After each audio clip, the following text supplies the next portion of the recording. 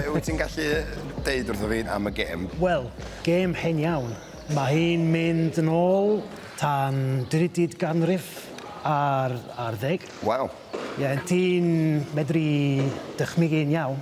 Mae rheini yn symud mas yn y glwys ac mae plant yn chwarae yn erbyn wal. Y wal yr eglwys. Yr glwys.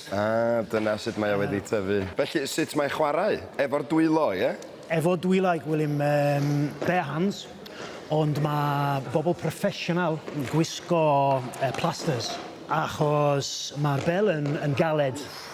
Yn ganol, mae ganddo pren. Ac wedyn, wlan, ac wedyn croen y gaffer. A mae o'n gêm proffesiynol. Mae o ar y teledu weithiau, yndi? Oes, mae'n gêm super pwysig i'r betio. O, reit, mae pobl yn betio arno fo. A fe dra i ddychmygu, achos bod o'n gêm ti'n gallu chwarae un person, mae rhai o'r chwaraewyr yma yn mynd yn enwog ac yn arwyr. Superstars. Yeah. Ac wedyn maen nhw'n ymddeol. Yeah. Ac yn prynu bar neu restaurant. Ti'n guaranteed business achos mae enw peletori yn cario pwyso.